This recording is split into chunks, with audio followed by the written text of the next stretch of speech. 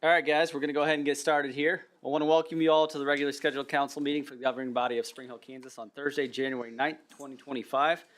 We have Pastor Zach Terrell here from Become Church. If you guys could stand with me, he's going to do the invocation for us. Father, we thank you for Spring Hill, Kansas. We thank you for the city we live in and the opportunity to participate in representative government. We thank you for these civil servants, those who are governing and those who are serving in so many different ways. We pray that you would bless this meeting. We submit 2025 to you, and we pray that over the course of this year, as decisions have to be made and different opportunities arise, we pray that we would make good decisions. We would respond to the opportunities that you give us well. We pray that you be glorified here and that you would show your favor, that there would be blessings on the businesses and the city workers and the education, the schools and the families and everything in our community, Lord, the people who live here, of whom we are a part. Lord, we pray for goodness and favor over the course of this year. We pray for wisdom as these decisions are made. In Jesus' name, amen. Amen. Please remain standing for the pledge. I pledge allegiance to the flag of the United States of America and to the republic for which it stands, one nation, under God, indivisible, with liberty and justice for all.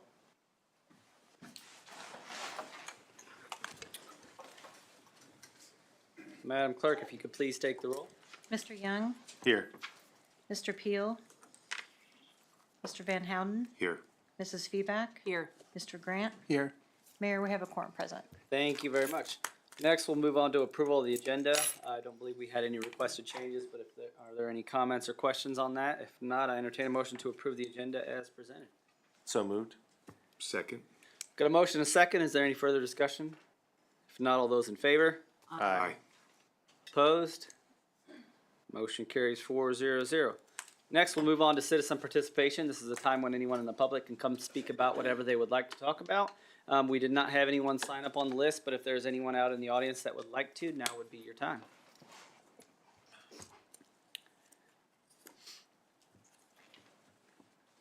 If not, we'll go ahead and close citizen participation and we'll move on to a public hearing. This first public hearing is a public hearing for dangerous and unsafe structures. And Mr. Burton, you have the floor.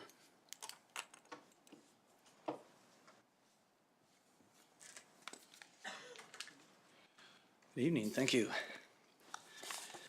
So this is an approval of a resolution to find structures illegal within the city limits. This is a garage that has fallen, a two-car garage.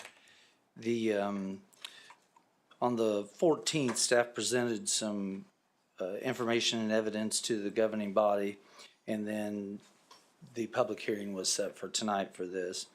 In the resolution, it declares that the structure is unsafe and unfit for use, and it has provided the owner opportunity to make the repairs on the structure or demolish it, and then it gives a reasonable timeline set for these repairs or demolition to proceed. If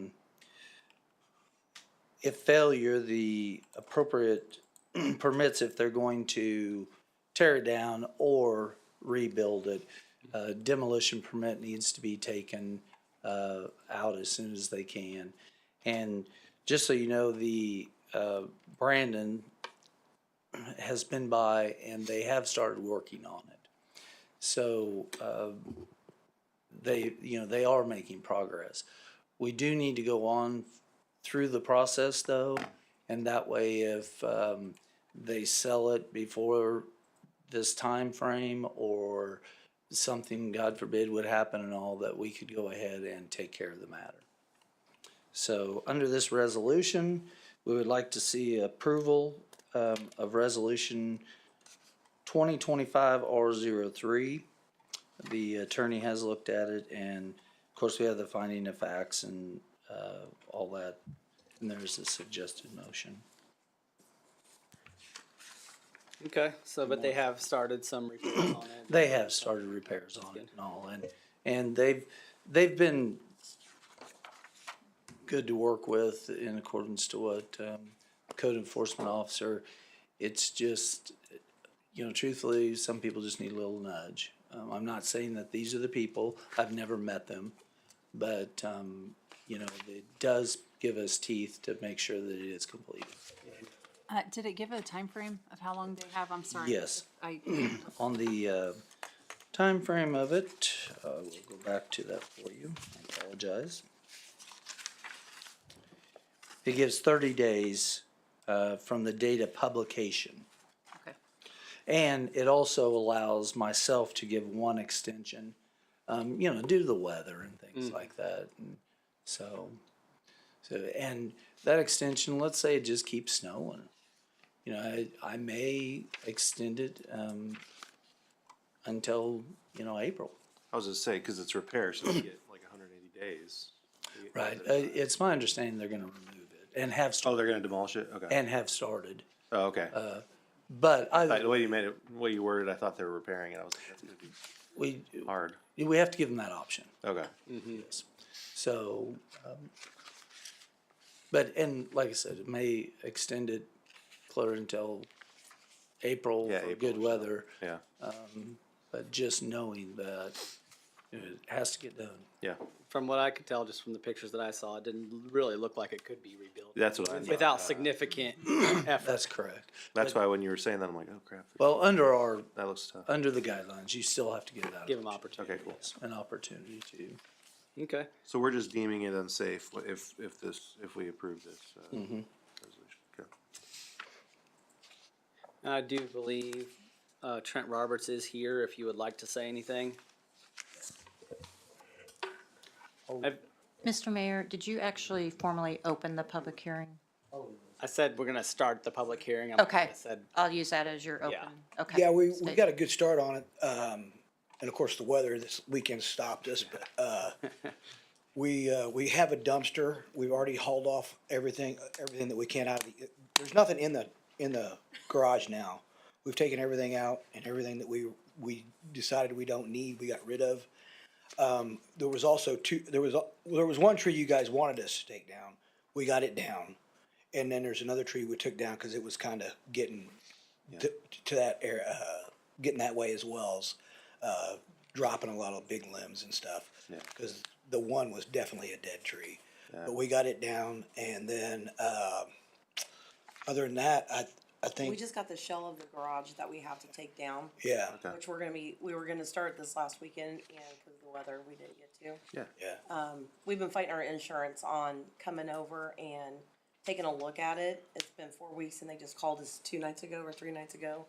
And they're supposed to be there today to look at it and take pictures and stuff, but, I mean, the reason why it took so long, we were just trying to get the money up for the dumpsters and the lifts and. Well, we're trying to everything get the else. money to do it and then rebuild it, but as it is, we're gonna tear it down. Just tear it down for now. Yeah. No place to put our stuff Yeah. that we do have that's good, so we might have to build a temporary place Something small to to put store our it until we tools can in. afford to build actually a real structure that we want. I know sometimes the insurance will give you money for storage while you're working on doing that, so that'd be something to ask. They weren't wanting to do anything. Oh, they're not for us. wanting to do anything? No. Oh, crap. They said that there was probably a leak that came in that they didn't know about when they came in 4 years ago to look at it. But that's under us now because of a new closet they had. Oh, gosh. So because they didn't go inside and look at it, they told us that they'll send out an adjuster and look at where the branch fell this last time, and that's it. So we're just trying to get that torn down and everything right now. But, I'm sorry you guys are having to go through that. It's- well, we were just wondering if we could leave the foundation there, like if, Well, we just so don't we want- don't have a big hole until we can afford to, That would be a question for Pat. I think, I would think that's fine. just, The slab. Yeah, Yeah. the slab. Yeah, I would. Well, I mean, we're gonna Keep it take it there. up when we get ready to rebuild. yeah, we'll rebuild all of it, just so we don't have a big hole right Yeah, now. Cool. Okay, All right. sounds reasonable. well, it sounds like you guys are trying, so Yeah. appreciate that. Thanks for Yeah. putting it, I know it's tough. That's gotta be hard. Insurance Yeah. companies are always tough. Yeah. Well, they have been with us. Yeah. Well, thanks for working on it. all right, thank you. Thank you. Thank you. All right, thanks. Do I need to open a separate public hearing for the second thing, or just keep it going? We need to. Yeah, I think you have to So close it. go ahead and close that one. Okay. We'll go ahead and close that public hearing on that first one, and we'll open a new public hearing for dangerous and unsafe structures. And, Mr. Burton, you still have the floor. Does he need to say the addresses or no? For the public hearing? I'll list it in my, Okay. because it's part of the agenda, so I can. Yeah, these are weird. I never know what you have to say. Yeah, they usually don't It's in the. say what you have to. Yeah. I'll just say that's a lot of address. It is. I can. Thank you again. This is known as the crossings.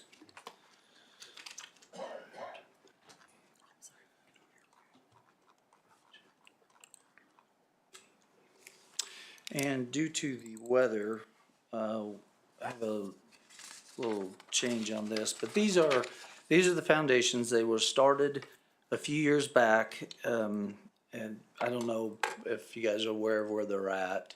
It's 191st And the railroad track. and the railroad tracks, yes. And this does not include, when you first pull in there, there's like a sixplex there that's been there 10 years. Due to the fact of legal implications that are going on that lot. But it does include all the rest of the foundations that were permitted, and foundations were put in or holes were dug. And one of the problems is, one of the areas the holes dug, it affects other properties. We did go in a couple of years ago, excuse me, and put some dirt in there to the property that is exactly to the east of it, and tamped it in so that there would be no washout that would keep occurring there. So we're at a point, we've discussed with all the owners and all, and we really need to just do this to get this going. It's been ongoing for, 4 years on just these. One of the reasons that made a conscious decision not to just go in and start doing it is, the estimate was $350,000. And that's a lot of money for the taxpayers to just sit on. Well, with all the legal proceedings that have occurred on it and some new ownerships, and we've been in discussions with them on actually redoing that entire subdivision. They've met with engineering as well. I believe maybe Public Works was there as well. I've had several meetings with them. It's time that we need to get it cleaned up, and we have a lot of people living right there now at Wiswell's. So this addresses the demolition removal of all those abandoned or dangerous foundations that are in there. If you look on Ames or Google Maps or anything, you'll see some of them still have water and some don't. The ones that don't have water are already tied into the sewer. So in all of this, we will not only be cleaning it up, grading it, we will also be digging down and capping those sewers off so that we don't get all that infiltration and everything into the system. What we're really hoping is that the owners, the new owners and the other new owners that are coming on will go ahead and do this. We did take bids on it. They're sealed. We haven't touched it. I did talk to everyone Monday that bid on it, and they said, yeah, we'll take a look, but we think we can still stay with that bid. So, and Amy has them in a drawer, and we will give them to the city clerk if all this goes through. So, the only thing that we would like to extend due to the weather is where it's for repair and renovation, it would be start in 30 days and complete in 180. Can I bring this to you, Mayor? Yeah.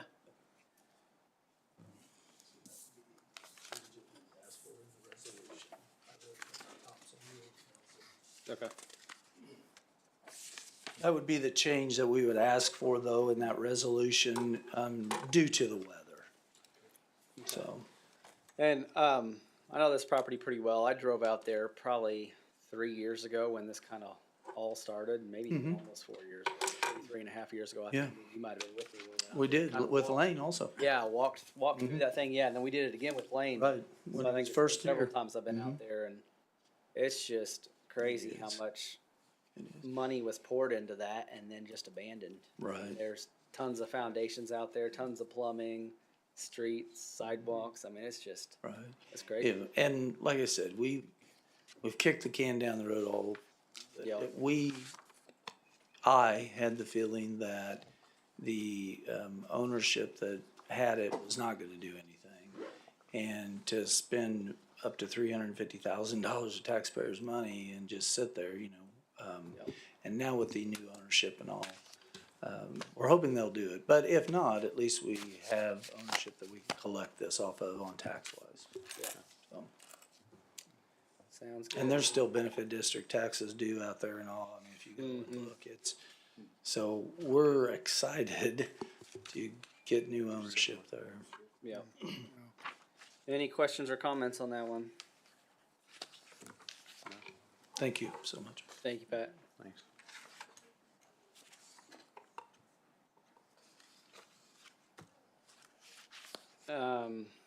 Do we really need to do anything more with that other than close it? Any public comments? Okay. We'll go ahead and close the public hearing on that one, and then we'll move on to consent agenda. These are items that the staff considers to be routine maintenance, but if there are any questions or comments, now would be the time. No? If not, I entertain a motion to approve the consent agenda as presented. So moved. Second. Got a motion, a second. Is there any further discussion? If not, all those in favor? Aye. Aye. Opposed? Motion carries 4-0. Next, we'll move on to formal council action. The first item on the agenda is consider approval of ordinance number 2025-01, an ordinance of the city of Spring Hill, Kansas, authorizing conditional use permit CUP-24-1 billboard sign located at 20500 West 185th Terrace. And Mrs. Long, you have the floor. Hello. Yeah, I said Mrs. this time. That's good. Thank you for that. This is for approval of ordinance number 2025-01, authorizing the conditional use permit of CUP-24-1 for an off-premise billboard sign. The applicant submitted an application and it went to a public hearing. The planning commission held the public hearing that was required. The sign is a 10 by 30 V-shaped, and a total of 30 foot high. The planning commission held the required public hearing and there were no comments from the public. They did vote 7-1 to recommend approval of the CUP and site plan with the following conditions: annual review by the city staff, the sign to be kept in good repair. The applicant is to notify city staff in the event they sell the sign structure, that the lights be shielded to prevent glare from the motorist on the highway, and the CUP will be null and void if the sign is vacated or removed for a period of 6 months or more. And the advertisement shall not be for a business located on the premise. And you have your alternatives: approval, denial, table, or remand. And it has been reviewed, the ordinance, by Spencer. And I'm here for any questions. Any questions or comments? No, I remember when this came through planning commission and they talked a lot about it. I like the conditions they put in. It seems Yeah, fine with me. yeah, I think it's pretty straightforward with those conditions. I like the reducing the glare and stuff like that, because I know sometimes you get those billboards and it almost looks like a car's coming towards you, so. Yeah. Yeah, no, I think they beat it down pretty good and got a lot out of it, so I think it's fine. Yeah. Any other questions or comments? If not, I entertain a motion. Move to approve ordinance number 2025-01, an ordinance of the city of Spring Hill, Kansas, authorizing conditional use permit CUP-24-1 billboard sign located at 20500 West 185th Terrace. I second. Got a motion and a second. Is there any further discussion? If not, Madam Clerk, could you please take the roll? Yes. Mr. Grant? Yes. Mr. Van Houten? Yes. Mrs. Feback? Yes. Mr. Young? Yes. Mayor? Yes. Mayor, ordinance 2025-01 passes 500. Thank you very much. Next, we'll move on and consider approval of ordinance number 2025-02, amending Chapter 17 of the Spring Hill Municipal Code relating to Section 17.326C4, commercial and industrial uses, and Section 17.360C, screening and fencing of the Spring Hill Municipal Code. And Mr. Lau, you have the floor. All right. So two kind of avenues of changes for our zoning code. One of them, the 17360, is fencing. You guys already went through that and liked it. After you all did that, we realized that we had talked about it with Planning Commission, but never actually did a formal public hearing. So we went ahead and checked that box. So that's just back to you kind of as a formality and a mea culpa on that one. The other provision is there's a couple of chapters that are all changing for micro distilleries within the city. So changing the conditional uses within a few districts that would allow it. It will be allowed essentially only with it as a conditional use in those districts with consumption on premises in both, so as in the commercial and in the industrial. So the thought was, you know, it'll probably be, a commercial is going to be more of a micro distillery that people would visit and have a drink at, and usually in an industrial, maybe not going there to hang out and have a drink. But we went ahead and the Planning Commission wanted to just leave it open to consumption in both in case someone wants to have a tasting room in their industrial district and kind of doesn't really interfere with the use over there.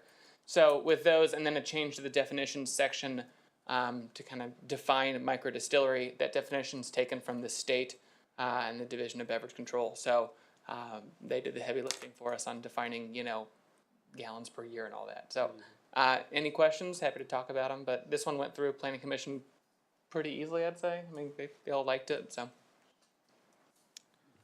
Thought it was pretty straightforward. Yeah. If anybody else has any questions or comments? No, I didn't have anything. If not, I entertain a motion. Move to adopt ordinance 2025-02, amending sections 17.302, 17.326C4, section 17.330B4, and 17.360 of the Spring Hill Unified Zoning Ordinances and Subdivision Regulations. Second. Got a motion and a second. Is there any further discussion? If not, Madam Clerk, could you please take the roll? Good to go? I think so. Mr. Van Houten, Yes. Mrs. Feback, Yes. Mr. Grant, Yes. Mr. Young, Yes. and Mayor. Yes. Mayor, ordinance 2025-02 passes 500. Thank you very much. Next, we'll move on to consider approval of resolution number 2025-R-03, a resolution finding that the structures legally described herein and located within the city limits of the city of Spring Hill, Kansas are unsafe or dangerous, and directing the structure or structures to be repaired or otherwise made safe, or in the alternative, demolish the structure or structures, making the premises safe and secure, and it's referring to 401 East Hale. And Mr. Burton, you have the floor. Thank you. First, I'd like to say that the agenda review sheet is correct. Your formal item action, it should be 409 East Hill. Okay. So in the motion, if we could just add that all documents related shall state 409. Okay. And that way, if there's an error anywhere else. So this is a public hearing that we just held. And for removal of the structure, we have, you did hear from the owner, and we're willing to work with them on getting it completed. So if there's any other questions or anything, You said, I need to say all documents. reflect the address of 409 East Hale. We typically wouldn't worry because the resolution is written correctly, but this is an agenda review sheet that does go out to the public, and so. Oh, your agenda review sheet's correct, it's your, agenda. Actual agenda. Yes, thank you. Okay. Any other questions on that one? And I know on here it has pretty specific days, but like you said, you have a little bit of flexibility to help with weather and Yes, stuff like that. Okay. yes. And like I said, Brandon said they're really good to work with. That's what I say, they're trying, I You don't know, wanna, I don't wanna everybody- put them up against something Exactly. hard. No, we won't take any rash actions or good. anything. All right. All Ready? right, I entertain a Okay. motion. I move to adopt resolution number 2025-R-03, finding that the structure at 409 East Hale Street, located within the city limits of city of Spring Hill, Kansas, is unsafe or dangerous, and directing that the structure be repaired or otherwise made safe, or in the alternative, demolish the structure, making the premises safe and secure. All documents should reflect the address as 409 East Hale. Oh, was this that one or the next one? That might be the next one. That's the Yeah, next one. that's the next one. Sorry. Second. Got a motion and a second. Is there any further discussion? Not all those in favor? Aye. Opposed? Motion carries 4-0-0. Next item on the agenda is consider approval of resolution number 2025-R-04, a resolution finding that the structure legally described herein and located within the city limits of the city of Spring Hill, Kansas are unsafe or dangerous, and directing the structure or structures to be repaired or otherwise made safe, or in the alternative, demolish the structures, making the premises safe and secure. And the address is 19226 Belford Street, 19220 Belford Street, 20156 West 192nd Terrace, 20148 West 192nd Terrace, 20140 West 192nd Terrace, 2139 West 192nd Terrace, 20129 West 192nd Terrace, and 19236 Chestnut Street. And Mr. Burton, did you have any more to add to that one? Don't know if I really need to read all those, but just. No, in case. you Just in probably case. could have said as stated in the. Yeah, that's what I was gonna hope resolution. to say. Just in But- case. But I appreciate it. It was very entertaining, so. No, thank you again. The public hearing we just held, there was no one else that spoke on it. And we're looking forward to getting this cleaned up and work with them. And, we would like to have those changes in the resolution, that was stated. So just add at the end, start 30 days and complete within 180 days? That's correct. Okay. Okay. Thank you. Can I just say the address is as stated. listed, as stated? No, you need to say I want to see you top that. You can. You have to read them Are, backwards. are all the addresses correct? Yes, Okay. I Everything's just want to good. make sure they're correct. yes, thank you. I was gonna say Michael can do it. We can. Appreciation. Yeah, you wanna try this one? All right, I entertain a motion. I move to adopt resolution number 2025-R-04, a resolution finding that the structures at the stated locations and located within the city limits of the city of Spring Hill, Kansas are unsafe or dangerous, and directing that the structure be repaired, otherwise made safe, or in the alternative, demolish the structure, making the premises safe and secure, to start within 30 days and complete it within 180 days. Second. Got a motion and a second. Is there any further discussion? Not all those in favor? Aye. Opposed? Motion carries 4-0-0. Thank you. Thank you, sir. Next item on the agenda is consider approval of master services agreement with multiple consulting firms for a 3-year period for the on-call engineering and architectural services program. And Mrs. Abel, you have the floor. Okay, the next item before you is a request to approve a professional services agreement or a master services agreement with a whole host of engineering firms and architectural firms, and you are welcome to read them off if you want to in the motion. Since I started here at the city and we've got our construction inspector that's been here for a few months now, we had intended on changing things up a little bit, kind of making this our own. Previously, we had one consulting firm that kind of provided general engineering services for anything that we needed. We were able to call upon them for project management, engineering, all the things that we needed. And then they could contract with additional specialists as they needed to for traffic, geotech, survey, other items that they needed. Well, now that I'm here and we've got Cassidy, our construction inspector, we have the capacity and availability to do some of these general engineering project management services. So we had a desire to contract directly with these specialists so that as an example could be as a retaining wall was part of a subdivision plan review, it was beyond 4 feet. I'm not a structural engineer. I'm not going to even try to review some of that stuff. So I would like to contract with a structural engineer to make sure that everything is structurally sound with that wall. Same thing with a traffic study.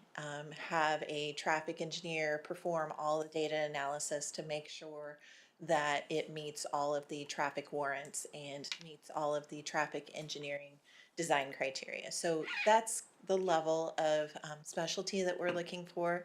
So developed a list of about 11 different specialties from transportation, traffic, geotechnical.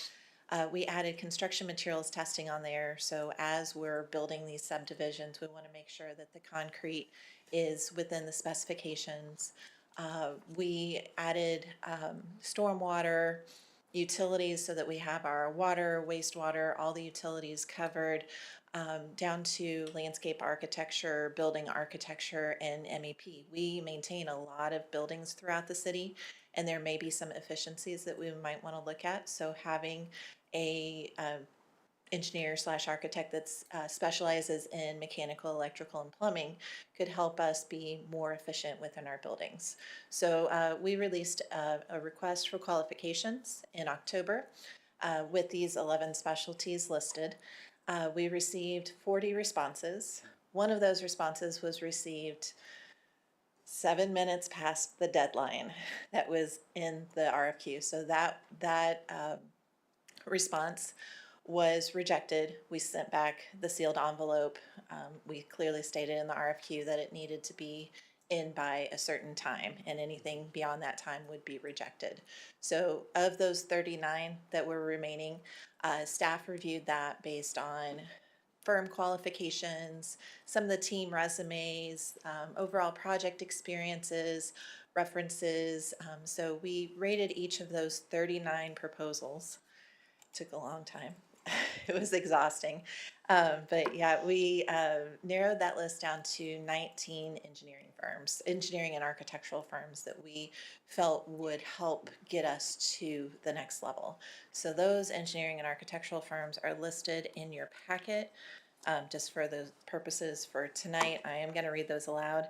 BBN Architects, BG Consultants, Black and Beach, Burns and McDonnell, Clark and Anderson, Finkel and Williams, Garver, George Butler Associates, HDR, Caw Valley Engineering, Lamprey Nearson, Landworks Studio, Merge Midwest Engineering, Olson, Renaissance Infrastructure Consulting, SFS Architecture, Smith and Boucher Engineers, Terracon, and Water Resources Solutions.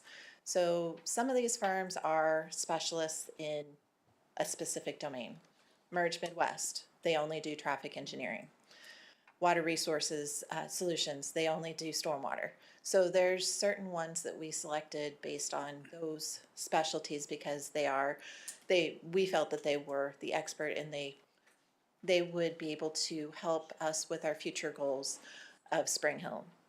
There's other firms like Black and Beach, Burns and Mac, HDR, that are larger firms that have depth and breadth within their capabilities. So depending on what the project is moving forward, we have the flexibility to go with the specialist, or if we needed a wide range of capabilities, then we have that flexibility to go with the firm that best fits that project.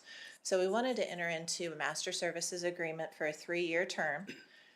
With that master services agreement, we would execute individual task orders based on these projects. And we wanted to provide some flexibility for staff as these projects come up so that we can bypass the selection process, because sometimes that takes up to a month to 6 weeks, depending on how long you want to have it out on the street. And sometimes we want to get answers right away. if we're working on a grant or something like that. So we've already gone through the selection process, the qualification selection process, so we can enter into that task order right away and get the engineering underway. We do plan to go through the purchasing policy. We've got great guidance in the purchasing policy and the expenditure levels that are in there. We will use that as our guide moving forward. So depending on how much that task order is, you guys will probably see it. So as I stated, the agreement is for a 3-year term. We will be updating these hourly rates in the contract annually, so that the firms, they give raises every year. So we want to be able to reflect their current hourly rate so that we're paying real time what they're paying their employees. And I think that pretty much covers everything. If you've got any questions, I'd be happy to answer that. And with that, staff recommends approval of all these agreements. I'm available if you have any questions. I know this was a lot of work to do, and I commend you and the staff on doing that. I think it's a great thing to have and have all these people basically, or these companies in our back pocket to where we can just pull them out when we need a specific engineer for something. It'll streamline the process a lot, and I think it'll just help us move projects along a lot quicker, but yet still keep all of our parameters in place and everything. So I think it's a good thing. And having the multiple firms will provide us with the ability to keep multiple plates spinning in the air, multiple balls in the air, so that we can at any given time have several engineers working on several different projects, and we don't have to prioritize one firm to do all of those projects at one time. And it'll keep competition live and going. Yeah. So. I have there's- go ahead. Yeah, there's a lot of engineering and architectural firms here in Kansas City, and you can throw a stone and hit like 20 of them. Yeah. So it was great that we got a response that we did. So I have a question for you. Have you, in other cities you've worked at, is this pretty common then? Yeah, so whenever I was at Overland Park, they did a combination of a couple of different things. So they did a master services agreement whenever I was in engineering services, where they had a structural engineer or a surveyor or somebody that they had, and it was a long-term agreement. On the public works side, they had a pre-qualifications process where firms would submit their qualifications, and they were pre-qualified or not. And as projects came up, Overland Park would reach out to 5 firms and say, hey, give us a fee proposal on these projects and give us your project understanding and all that information. And then staff would select one of those five firms for that specific project. This program is exactly pretty much the same thing that I developed in Parkville 7 years ago whenever I was up there, and it worked out really well because we could call upon any firm for anything. And we used it for when the farmers market was hit by a truck twice in 45 days, and we had to get a structural engineer out on site immediately to review the structure to see how much of it was safe so that we could run farmers market. We used it for wayfinder signs in downtown. It was a small enough expenditure. We used it for small landscaping areas around City Hall and some of our pocket parks. We used it for traffic studies if we had any sort of grant opportunities. So a lot of these projects were small in nature and had a really short fuse to them. And it was really helpful to have those firms on staff. If we needed to have a survey done on a property, we could contact our surveyor. So when it comes to the task order, I mean, do you kind of know what the hours needed for that task order are, or are they the one telling you how many hours are needed for it? It'll be a conversation. So we'll meet with the consultant, depending on the level. Again, it might be a pre-qualification process where they give us a scope and fee. Okay. And they tell us what they think it's gonna be based on the description. For smaller projects, we might go right out to them and have the conversation of, okay, this is what we're looking for, this is our expectation. Give us your estimation for what the hourly hours are gonna be, and then we'll put that against the hourly rates that we have already in the contract, and then get a fee, Okay.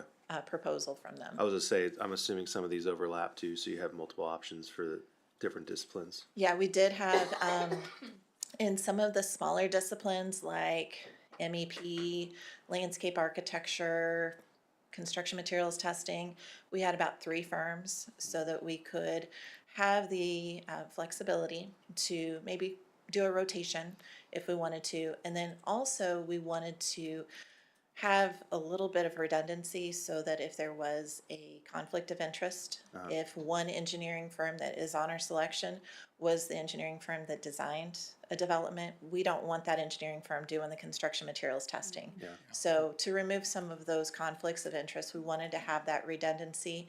And we also just wanted to have that flexibility, you know, having those proposals.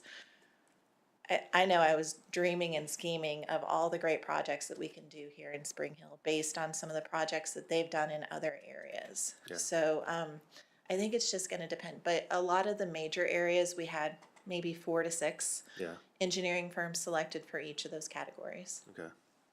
Yeah, I'm just thinking more of the competitive nature of the pricing for a task order.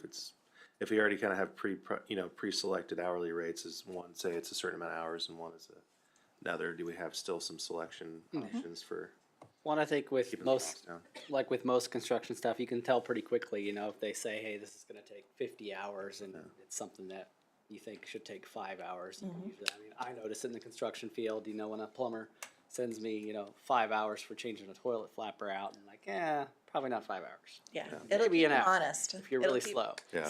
So you could tell pretty quickly if you know the field, you can tell pretty quickly when it's within reason or when it's exasperated, exaggerated big time.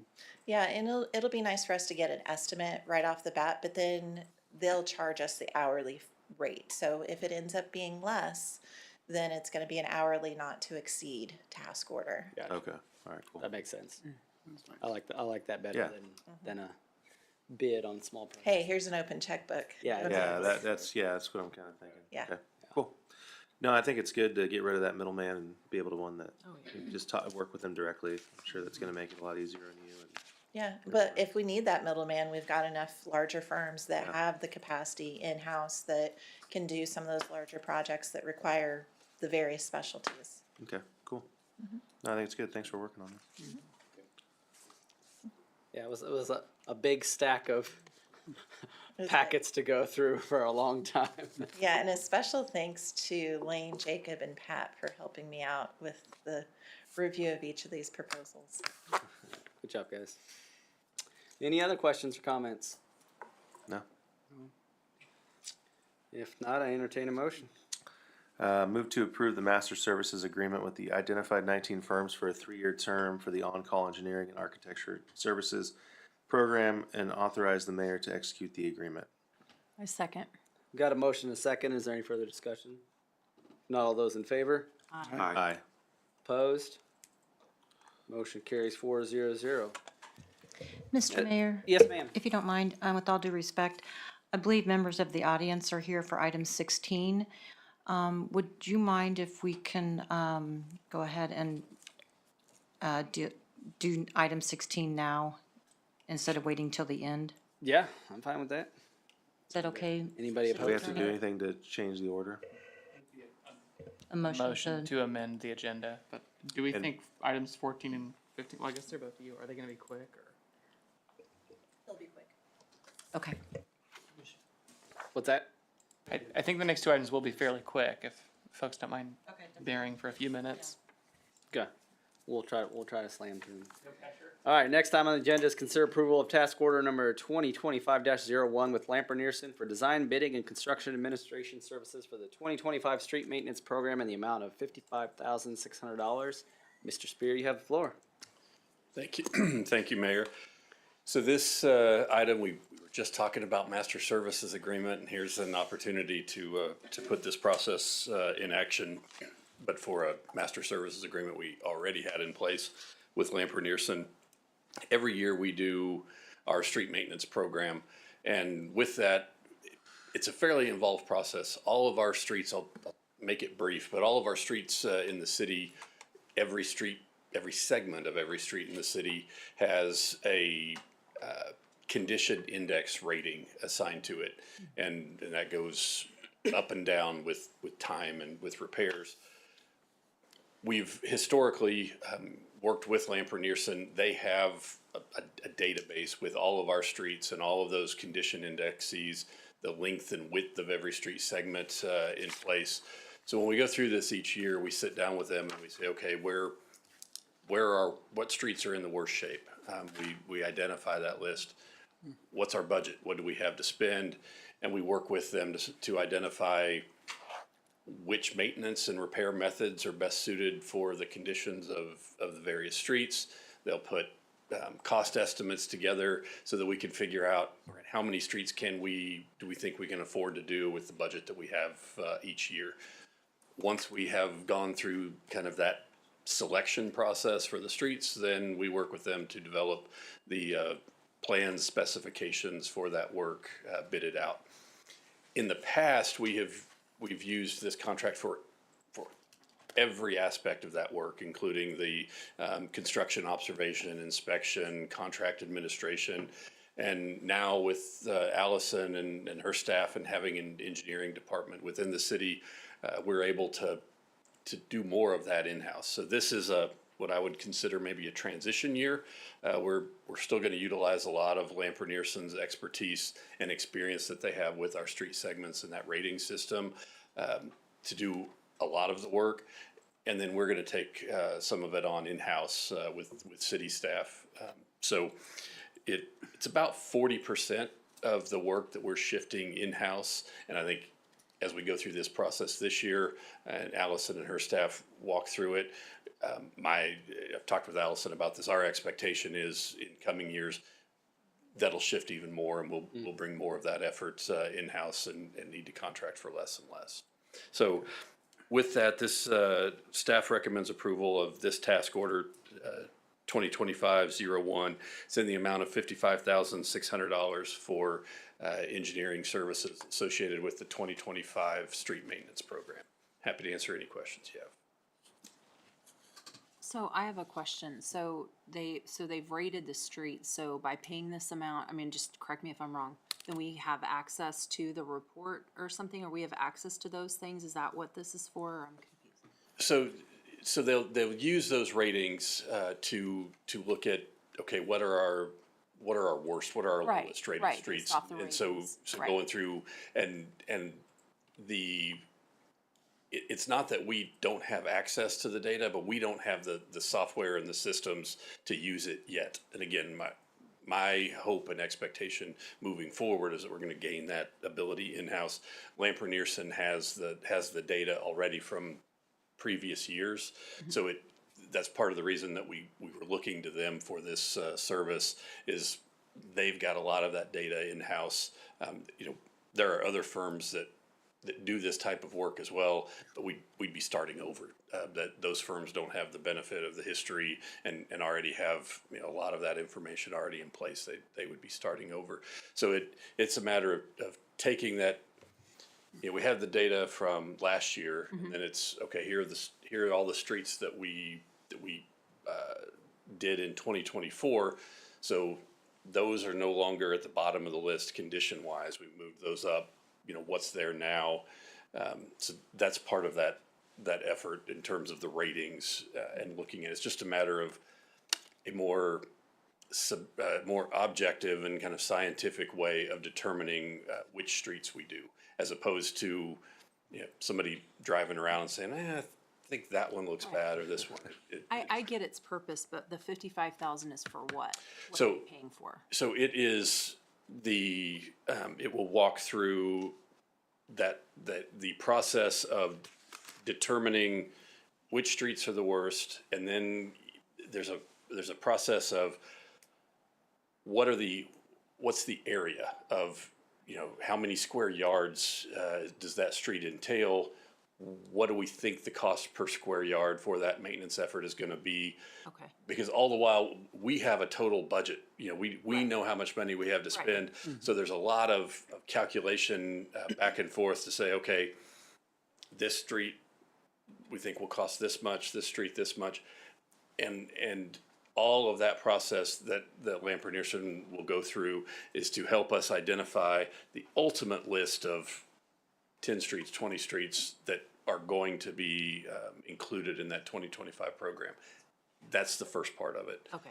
So they're more just analyzing how to best use the budget that we've given towards the street repair. And how far it will go, you know, working with those quantities, identifying. Should they give us multiple options, or is it pretty much this is the best way to? No, there's back and forth that will happen. It's, if we go, and we've talked about this with you all before, if we go Right. heavier on mill and overlay, Right. that's gonna be more expensive. We can't, those dollars won't go as far, but it's a different product. If we go heavier on chip seal, so we'll be able to kind of play those different scenarios out.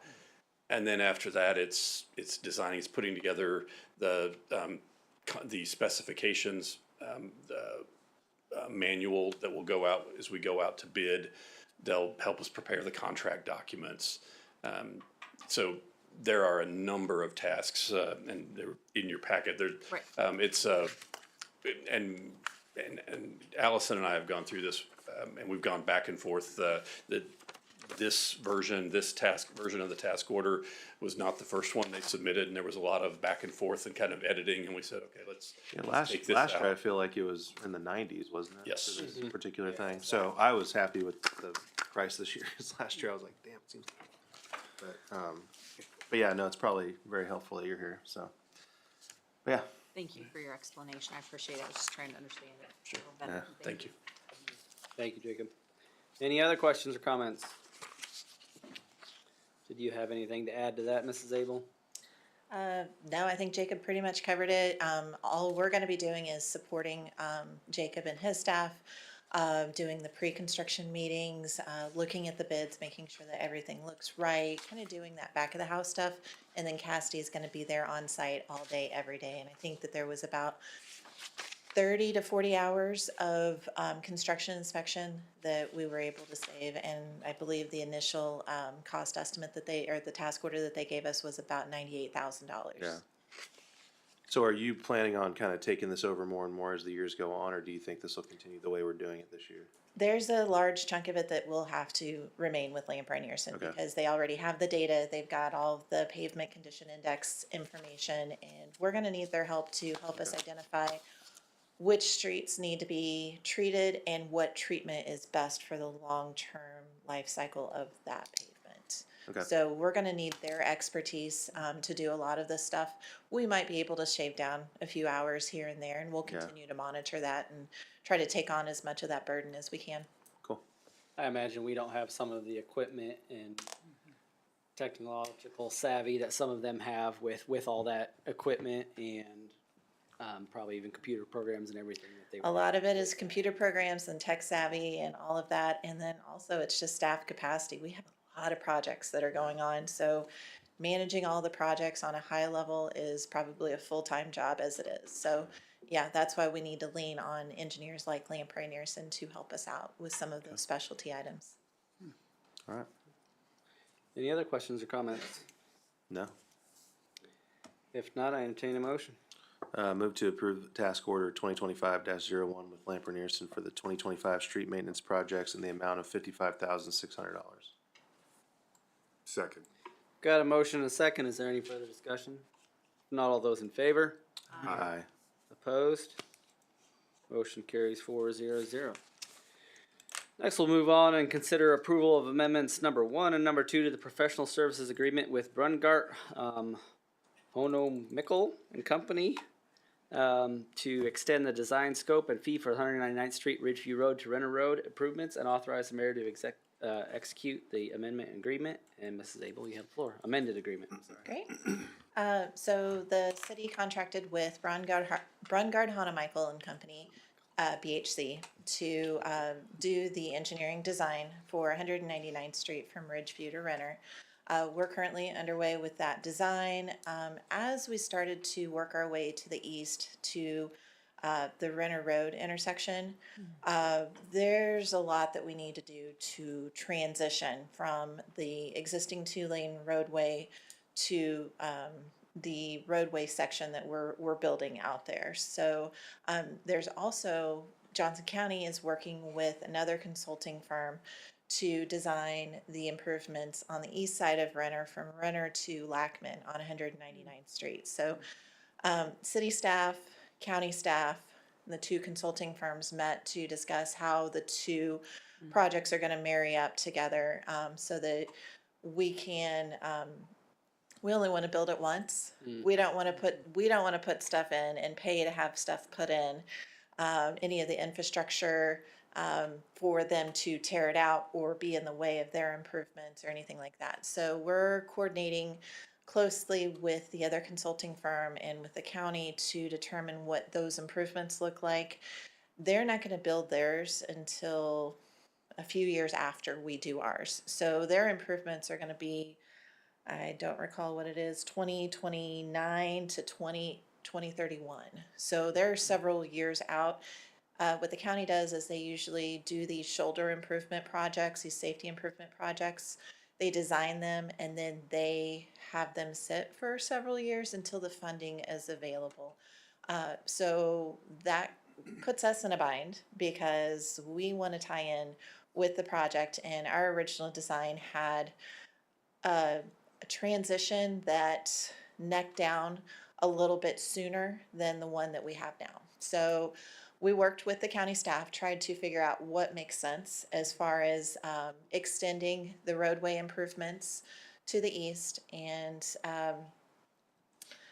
we also talked to the county about a potential for cost share in the future, so that, you know, as we're building these improvements with our project, it's going to benefit their project in the future. So with that though, there's some additional design work that is needed for Brungard Hanemichael to do with our project. So that was not included in their original scope for the project. And so this amendment, we actually have two amendments. The first amendment is an administrative amendment that staff approved, and we wanted to bring to you as a formality to add a GIS specialist to their hourly rate schedule. The second amendment is why we're here tonight, is to have a amendment to their contract to extend the amount, an additional $14,500. And this covers additional plan sheets for them to extend the roadway profile, additional cross-section sheets to reflect the changes to the profile and how everything ties in together, additional engineering, coordination with the city, and then also additional meetings with the county staff and the other consultants. They also had to pick up a little bit more survey associated with this and fold that into the design that they have for 199th Street. So anyway, all of that said, staff recommends the approval of Amendment 1 and Amendment 2 with Brungard Hanemichael for the 199th Street project. I'm available if you have any questions.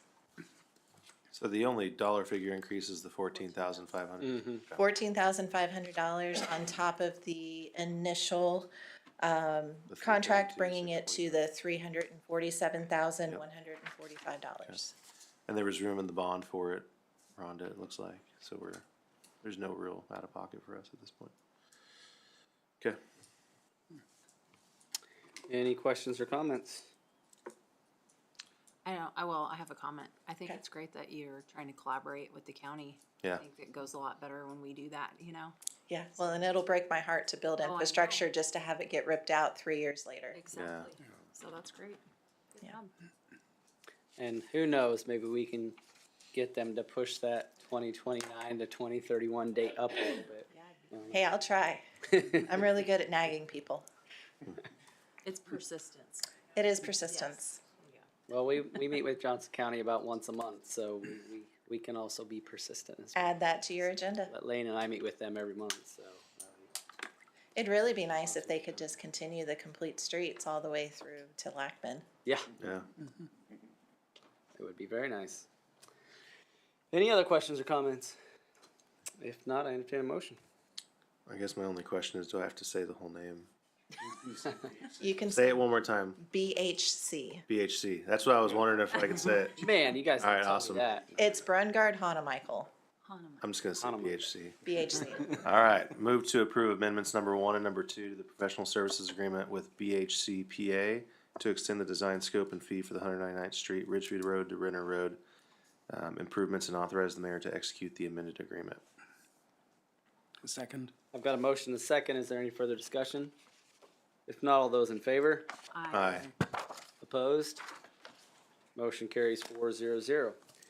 Next item on the agenda is consider approval of a bid for banking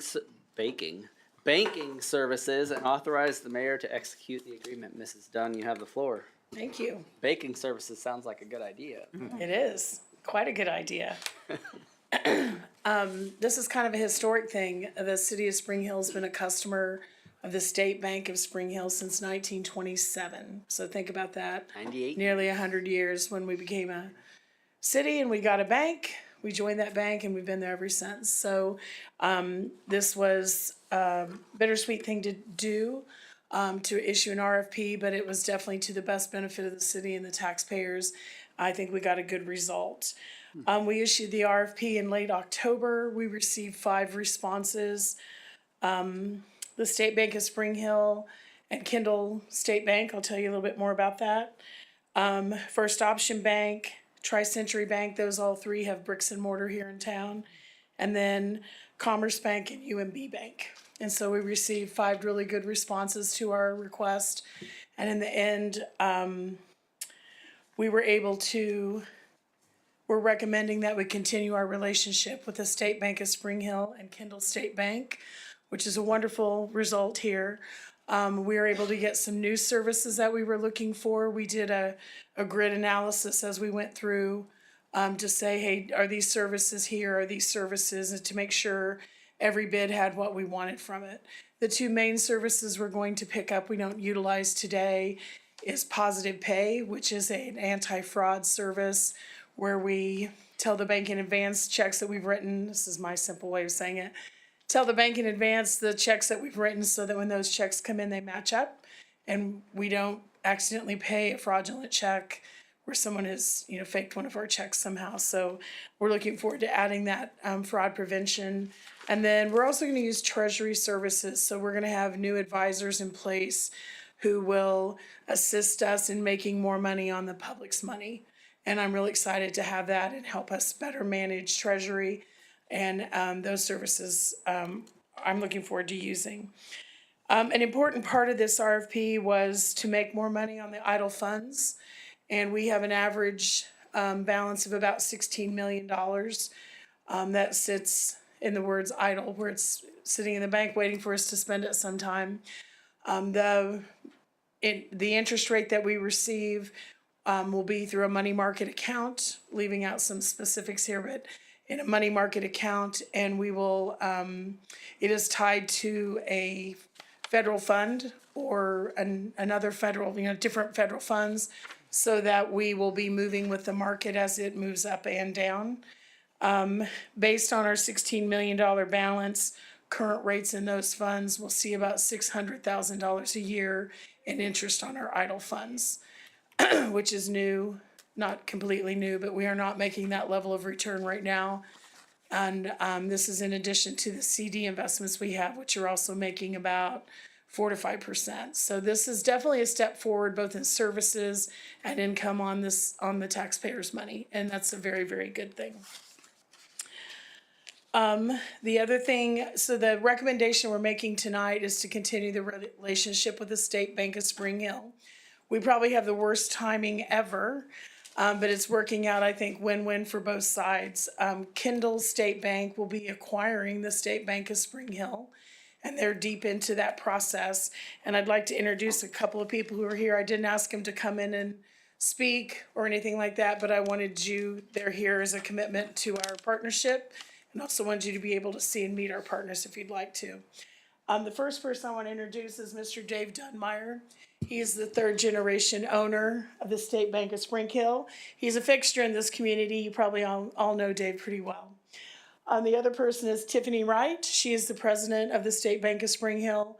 She's the person that we work with day in and day out on our services there. In this acquisition from Kendall, they will continue for at least a year. And we really probably won't know a difference for a number of months because Tiffany and Dave will still be in place. We'll still be working with the bank here locally. It is their intention to retain the bank here and the employees. The other person I want to introduce you to is Tim Barone. He is the CEO and president of Kendall State Bank, and we really appreciate him traveling down here in the snow tonight to show his support for what we're doing. We're really excited about the things that Kendall brings to the table for us. And we're also excited to see Mr. Dave retire after 40-some years, 6 days a week, something like that. So it's win-win-win, in my opinion, for the change. So basically, we're recommending that we continue our services and wait for the new ownership. At this time, we may not have new agreements to sign, but we want you to authorize the mayor to sign them. It could be we wait until Kendall comes along and then we have their agreements. We may find agreements for new services we'll need to sign, but it's customary that the mayor signs our banking documents, and we'd like you to authorize him to do that. Can I answer any questions? So does that mean we're waiting to implement this stuff until there's a change, or are you gonna implement it right away, or is it? We will not have any delay. We will be Okay. implementing them right away. Yeah, no, obviously this is something we've talked about for quite a while, so I'm real happy with this. Thanks, everybody, for working with us, and I'm happy we were getting to stay with you and get all the new services and Exactly. the benefits we're gonna have. It's gonna be, I think it's gonna be really good for the city. I think so too.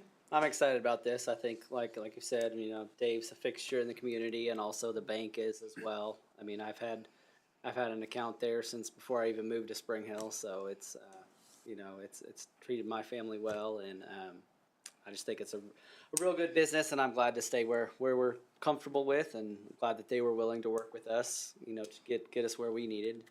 So I appreciate that from both you guys, and yeah, excited about the new things that the partnership will offer. Just bring in some of the new technology in and stuff that they might not have had the capability to do before. So Right. I think that's exciting as well. I'd also like to thank Tim and the folks at Kendall for investing in our community, keeping the bank here, becoming a new part of our community, which is really great. Yeah, it'll be nice to Yeah. keep that there. I was a little worried about it when I first heard, so I'm glad to hear that. I everything's was as staying in well. place, so. Working out win-win-win, that's a good thing. Yep. Cool. Any other questions, comments on that one? No? If not, I entertain a motion. Move to approve selection of State Bank of Spring Hill / Kendall State Bank as the city's primary banking vendor, and authorize the mayor and designees to sign the documents. Second. Got a motion and a second. Is there any further discussion? Not all those in favor? Aye. Aye. Opposed? I'm sorry. We need to do something different. Chip seconded it. Oh, you did? Yep. Motion carries 4-0-0. Thank you, Mrs. Dunn. Thank you. Go ahead and close formal council action this time. We'll move on. Oh, to wait, discuss- just a minute. I think Sure. I have number 17 also done. That's in discussion. As the yes Oh, discussion. okay, great. Well, I'm ready for next time. We'll Thanks close. for, Yeah. thanks for staying. Good job being I know ready. it's snowing out there. Thanks, guys, for staying. We'll go ahead and close formal action at this time and move on to a discussion item. And first item on the agenda is a city dam project. And Mrs. Abel, you have the floor. Okay, great. Well, thank you. Little typo there. The city dam project is something that has been on our radar for a while. Over there by the golf course, we have this, in the Veterans Lake, we have the City Lake Dam.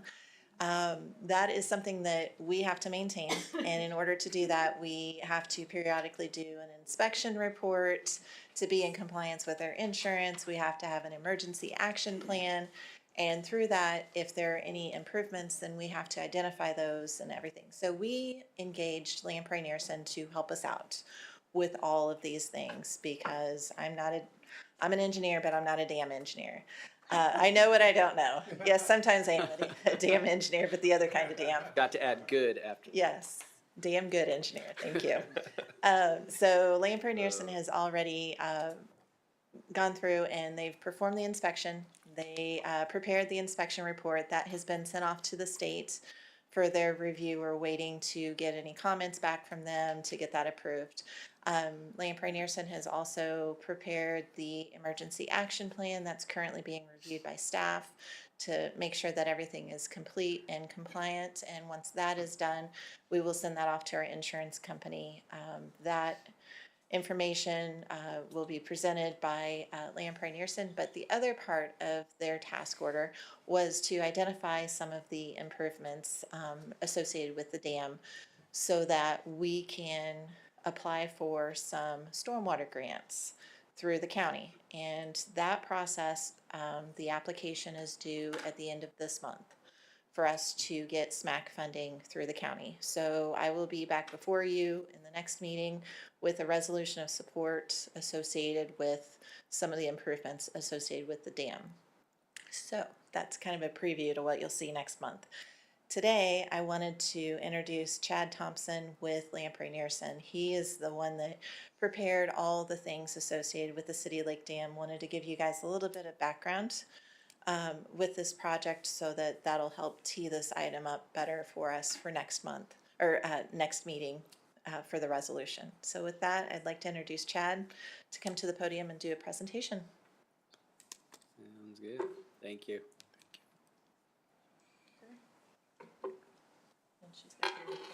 She's She's got the presentation. Yeah, it's on, if you. Oh, is it next?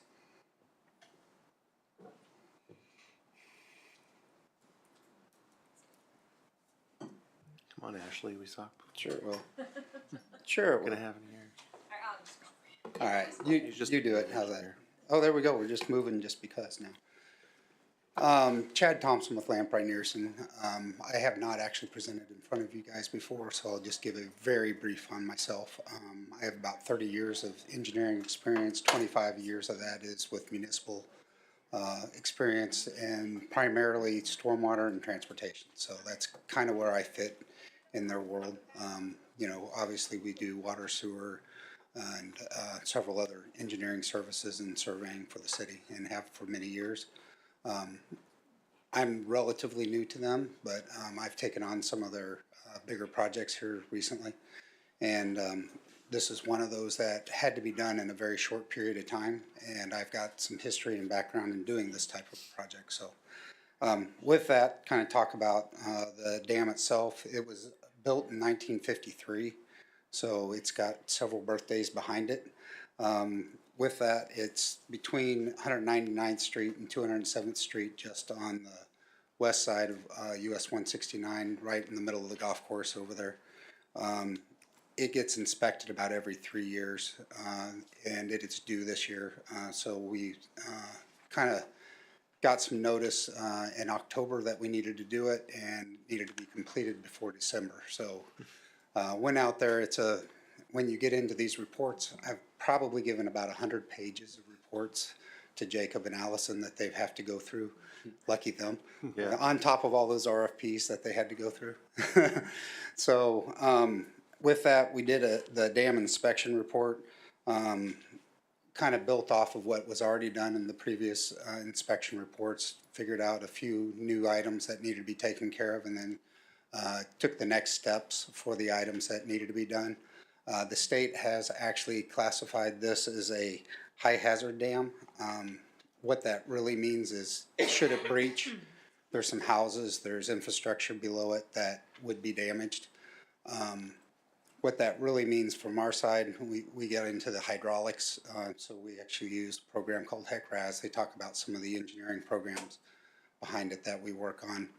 We model the dam as it sits, and then we model as if it fails. And then you figure out what that damage is, and then what you have to do and where improvements need to be made. As they classify it as a high hazard dam, there's additional improvements that need to be made that kind of essentially raise what the water surface elevation was from the original design. So that gives you kind of a brief idea of what we looked at on the inspection, and that's truly, we walked up and down the dam. We actually did it with city staff, figured out where some of the areas that need to be improved are, and then started using that towards the report to the state, and then from their determination, which usually they cut and paste our conclusion, honestly, and put it into their final report and say, fix these things. They added last time, needed an emergency action report for the next series, so we've drafted that. We've given that over to Jacob and Allison to review. We just did that this week, so it's real fresh to them. But it kind of goes through 4 different stages of failures that could happen. From, hey, it's just seeping a little bit, to, hey, it failed completely, and here's everybody you gotta get a hold of. You gotta get a hold of the police department, you gotta get a hold of the state, you gotta get a hold of the county sheriff, all those, it's all in there, and you just kind of go down the checklist of what you gotta do. So that's kind of the emergency action report, and what that leads to is what is the next step of what needs to be done out there. Part of what they have contracted us for with this task order is coming up with the actual improvements to get you kind of back in compliance based on those engineering studies that have been done up to this point.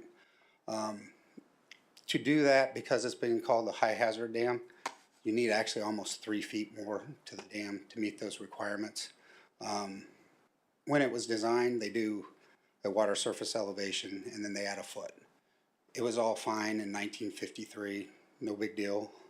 Rainstorms have gotten heavier now, so it's a little higher because of the amount of rain that comes in, and because it's now been classified as high hazard. Instead of 1 foot, it's a 3 foot elevation. So what it ultimately ended up doing, it's a little over 3 feet that we had to add to the dam. So we've come up with a plan that comes through and creates kind of a wall. If you've been over there, there's a golf cart. We're gonna raise that golf cart up just a little bit and then put a wall adjacent to it to get us in there. In addition, what's been identified in several reports is doing the riprap and getting it back into shape. If you look down there, just a lot of it's washed out. It's been 70 years. Over 70 years, there's been some repairs here and there, but I think the last one was in 2003. So you're talking 21 years since that, and before that, it was like in the 80s, there was a outlet that was put in there. Before that was the 70s. So you've only really had 3 repairs at this point. So getting some of that riprap back in so it protects that dam, that's gonna be key. And then as you get the downstream, if you guys have done that, there's like a little gulf that you go across the stream. There's a little bridge. If you look up, it's starting to erode away the sides. We've got to get that stabilized as well. So those are kind of the main aspects that we're looking at on this. Just to give you an idea of what that looks like for that trail part, downstream it's just a normal trail. But as you go across the dam, we're going to end up having that little wall there. Some of the tricks of the trade, you got Dan and myself working on this. We kind of made it like it was a highway berm. As you get in there, there's a reason for that, because it is. They have what they call a mule or a form that goes on it. If we can keep that standardized, keeps your costs down instead of doing a non-standard wall. Okay. So we've tried to come up with little tricks of the trade to keep your costs down. Yeah. It's still expensive, but these are some of the things that we've done to try to help with that. So I don't want to take a lot of time, but that was kind of giving you an update where we're at, what we've done, and kind of where we're headed. We actually, Monday? Yeah, Monday we're going to sit down and start going through trying to come up with some of the grant documents based on some of these designs and everything, and try to get some of that money from the county to help you guys with the repairs. So that's where we're at. Cool. So what's the primary water flow out? Is it as concrete or is it? So the overflow itself is actually concrete emergency spillway. That's the primary. That's it. That's the only. It's not the primary. It's really the only. That's it. I need to go out there and walk. And it's, yeah, I've walked it actually quite a bit, and it's only that water's, you talk about water level, that water's usually almost either right to that outlet or like 2 or 3 inches from that outlet most of the time. So it's pretty close to. So it's always. Water level's pretty high. Yeah, and give you, I have a whole lot of numbers if you wanted them, but there's 121 million gallons of water in there, more than a couple. Yeah. But as it rains, since it's just basically a spillway situation, as all that collects in there, it basically just goes downstream from that point and just overtops that. There are some minor repairs to that. It's starting to spall a little bit. There's a couple, I'm not so worried about the spalling as I am if it gets spalled to a point where some of the steel gets exposed. If the steel gets exposed, then you start getting into structural issues with the concrete. It's like a foot deep. Right. But the steel is about an inch or so, inch and a half below it. There's one or two spots we'll just have to do some minor repairs on that spillway. And there's a couple of trees that are starting to grow in it. We just got to get those ripped out. So will we have to raise the height of the spillway as well? What we're doing so that you don't have to actually do all the dirt and everything to raise the height is kind of doing our trick here with the wall. That'll be the same. And that'll be enough as if you were raising the spillway with dirt. And the catch is doing the excavation would take you probably twice the expense that the wall would or more. Yeah. And so I assume because the spillway is at an angle, you'll have to put like a platform there before you put the wall in there. If you take a look at the detail, what we're gonna do is basically take the trail and just move it up. Yeah, raise that part. That goes up about 8 inches. And then with just a little bit of dirt on the sides to kind of taper that in so it's safe if somebody's on the edge of it. Gotcha. But then that wall that goes up will be the primary part, and then we'll have actually a little what we call keyway underneath. That keeps it from sliding if there is some forces on it. Gotcha. So it's pretty simplistic when you get to it, but it's not a solution that a lot of cities have used. We cheated and used it in Kansas City and Lee Summit a couple of times, and then Dan had actually used it once in Overland Park as well. So it's something that is effective to get you the height without going through some major expense and some major excavation. So that's why we kind of came up with the design, trying to keep it simple and elegant for you. Cool. And then you anticipate adding riprap as well? Most definitely, if you see on that, we're just gonna have to, I estimated basically replacing the riprap. If we can reuse as much as we can, just saves money. I'd rather give you the worst case scenario. Sure. And then work our way back to saving the money as we go. When you get to, I'm gonna go back one, if it lets me. There we go. If you see on the water edge from essentially hole to hole is almost what it is. Yeah. That's where we estimated, and it's really where the waves slam up against the shore where it does the damage. Below, it's pretty much in good shape. It's just when it gets raised and when it gets the heavy winds it's just a constant wave action against it. So that's what we're having to repair. And then is the lake, so it's been there since 53, so how heavily silted in is it?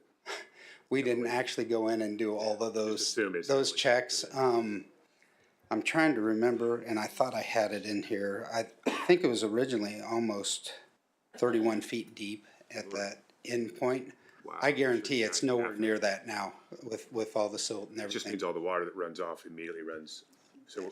Yeah, usually watershed what is. you do is you kind of have this silt thing and it drips down. There's going to still be a channel where the stream goes through, but on those edges, Exactly what happened. yeah, I mean, if you stand on the side, you can see there's silt coming in on the sides. That's a very significant repair to go in there and drain the lake out and dig that out. Dig it out. You don't need that to be in compliance. We're just trying to get you to compliance first. Understood. Thanks. Any other questions on this? This wasn't an action item. This is just kind of keeping you up to speed so you knew what was coming and make it a little easier next time we come up here. I appreciate that. All right, thank you very much. All right, thanks. Next discussion item is fireworks, and Mr. Lau, you have the floor. Sure. I'm gonna stay back here because I want you guys to kind of keep the floor on this as much as possible. We brought this to you as a discussion item a month or so ago to kind of discuss what days you all want to open up for fireworks around the 4th of July. We discussed coming back kind of right around now to touch base again, put together some policies. As staff and I were working on it, there wasn't a clear consensus that, to my understanding of how many days, what days, whether we want to rule in our city code of it'll never be more or less than this, or whether we want to handle it as we have handled it in the past of, around, Amy's at May? Around May, we bring you, hey, it falls on this day of the week, here's what you want to do. If you want to keep that up, we can do that. But I did not want to let this drop off, but I also don't want to set anything in stone too early. We're 7 months out, so we have plenty of time to talk it over. But we wanted to see what you all feel how do you want the city's approach to it to be? As a yearly thing, or we put it in city code with some buffers and take away some of the flexibility for the future. So any of it works, any of it doesn't work. This is kind of up to your call, but any additional thoughts on fireworks from our last talk? So I was actually the one that brought it up because I had a citizen that had emailed me and wanted to remain anonymous. Just to give people some context that don't remember that conversation, a lot of the concern is that there are people that have PTSD, not necessarily just veterans, but other people that are sensitive to sound and different things like that. So the concern was it this last July? How many days? Yeah, I think this year was just a lot of. This year was the Right in longest middle. because of how no, I think it was 8 days. Oh, was it 8 days? Yeah, because it was like a Wednesday. I couldn't remember the Yeah. exact number. So anyway, I believe the citizen was kind of basically asking, and I know some people are like all about fireworks. And so, and would have issues, they don't have any issues with how many days. However, me being a mental health professional and working with PTSD before, I'm sensitive to when people say they have issues with sounds and all that, and for an extended period of time, I listen to the citizens' concerns. So, anyway, so that's the thing. I remember Councilman Peel had said something about definitely having a weekend in there. So, anyway, I appreciate you bringing it back up, Spencer. So. My thoughts on it are that I think it should be, my personal opinion, I think it should be around 5 to 6 days, which would include the 4th and include a weekend, whether that's the first, the weekend and then the first part of the week, or the last part of the week and the weekend. I just think it should include the weekend and the 4th. I think 5 or 6 days is adequate and makes sense. But I'll open to any other opinion. I wasn't here when we talked about last. Yeah, I think you were going. But I went ahead and asked some people around just to get a feeler for it. I know there was like a huge Facebook thing about it, but it was about 15 people. Yeah, exactly. Going back and forth. So I know there was a lot of comments, but it didn't seem like it was a huge amount of people. But I think if we look at it annually, we take into consideration those folks that are really complaining about it. I think we're gonna have every 7 years, we're gonna have a crappy week of it. And then the rest of the time, it's gonna be fairly 5 or 6 days, but it's like once every 7 years, it's gonna be on a Wednesday, and Yeah, exactly. we have to make a decision. And so I think it's hard because you have to give time to purchase and you have to give time to fire off. So I think those things are both options that we pick every year. I think so. Maybe we have more discussion around it. I think usually we're just accepting it, and it's not, hasn't been a huge discussion item at least the years I've been here. So I think maybe we just be a little bit more conscious about it. But I wouldn't want to put. I think it's kind of silly to put like a certain amount of days because it's going to put us in a bind. Change every year. Every year is going to be a little bit different. We're going to have different things going on. So, especially if there's droughts or something. I mean, I know there's even been years that we've not allowed it because of droughts. So, I think we just be more cognizant. I think listening to it and making sure that we think about it when we go through it in May every year, I think is probably plenty, at least in my opinion. And we do get, or at least I do get emails every year around, 4th of July, but it's usually 3 or 4 people, out of 10,000 people. I'm not saying that there's not more people than that do have an issue with it. Yeah. But I think the overwhelming majority enjoy the fireworks and enjoy doing I think by the sheer volume of fireworks. Yeah, by the sheer volume that you see driving into town at 9 o'clock at night. Yeah. But we all obviously want to be, sensitive to the people that do have issues. So I'm totally fine with if everybody else is every year is kind of looking at it and being cognizant of you know, maybe don't do 8 days, but, you know, Yeah. get something that Yeah. makes sense with. It's really gonna be a big conversation that once every. Yeah, exactly. May all be This gone year the was next one time of it those comes back years up. Where it ended on a, you know, it was Yeah. on an odd day, and so we had to decide to either do it shorter or do it longer, and Yeah. I don't know, I always err on the side of more freedom, so I was like, let's Yeah. go for it. So I'll take the blame on that. I was the one that made the final decision on how many days, so I'll take full ownership I was of gonna that. say, I remember looking at it going, oh, that's a lot of days, but yeah, it was just kind of weird. So, It's weird when it's in the middle of the week. but yeah.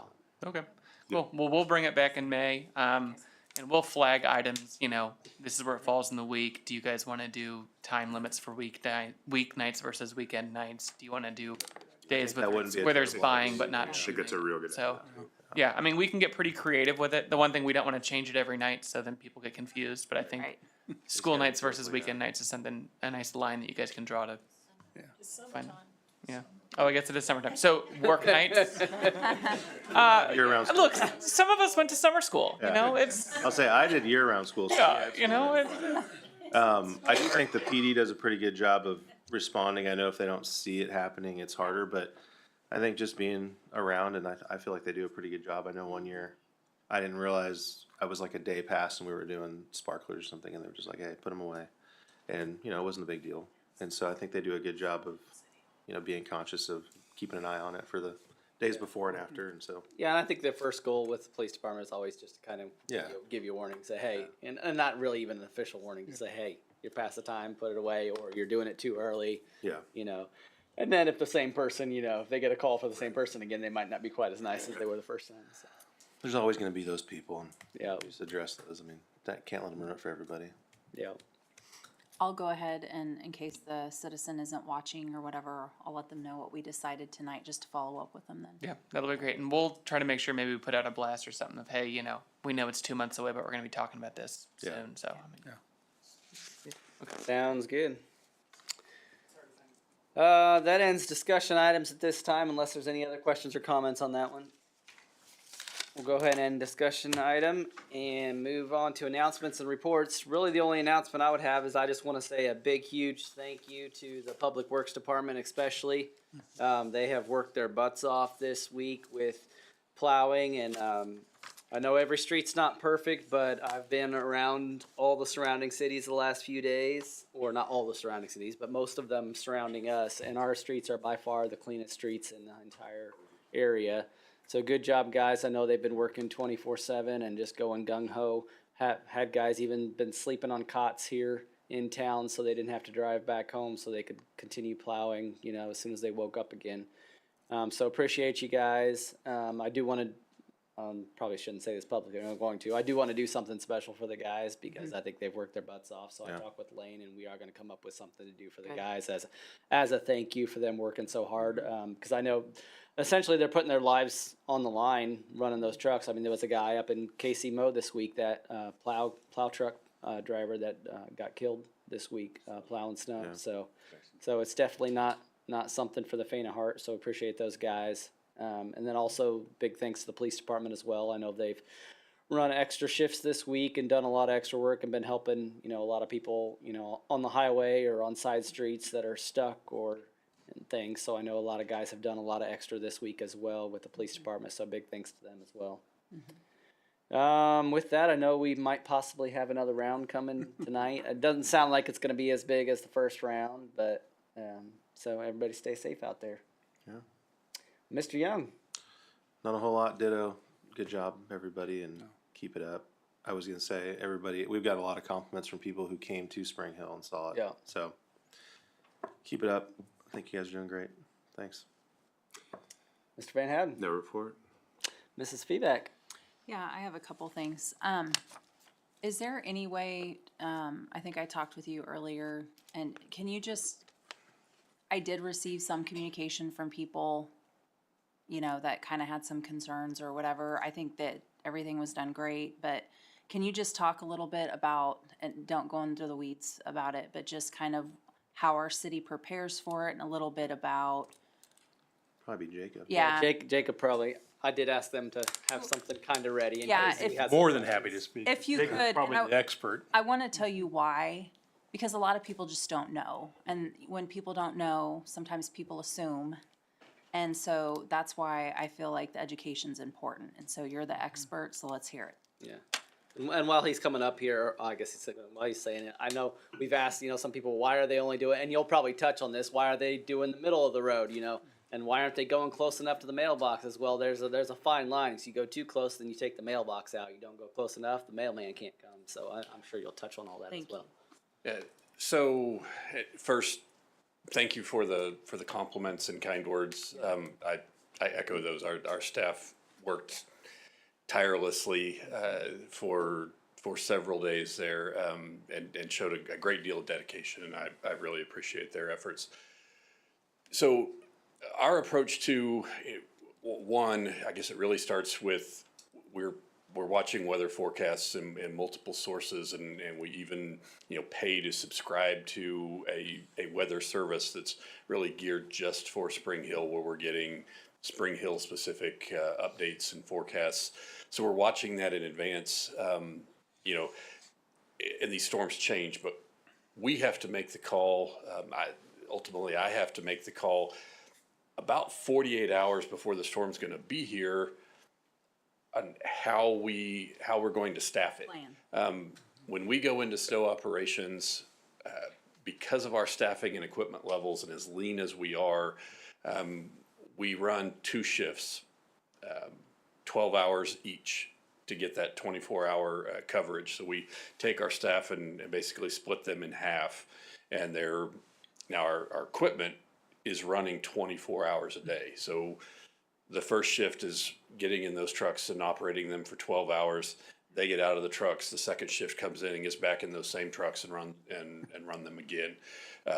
The last day has been a whole lot of maintenance on those trucks, getting ready for the next round. So, but in order to take people that are normally working 8-hour shifts 5 days a week and get them ready to convert to a 12-hour shift, we've got to make the call about 48 hours in advance to say, okay, hey, you guys on the night shift, don't come into work tomorrow, get some sleep, because you've got to come back in and work the following night. So that's not perfect. There are times, we're working with weather forecast, and there are times that we guess wrong one way and we bring folks in and we're paying overtime and the storm doesn't amount to much, and Lane's asking me why I spent so much money. There are other times where we get surprised and it was worse than it was forecast, and we didn't have the folks there, and we're slower to respond. We're working with the information that we have. In advance of one of those events, we try to pre-treat, especially this last event where they were forecasting ice coming in first. So we were putting salt down. We don't have the capability to put the liquid brine. You see the little stripes in the line and the highways and things. A lot of entities have it's a liquid brine system that you put down to pre-treat those.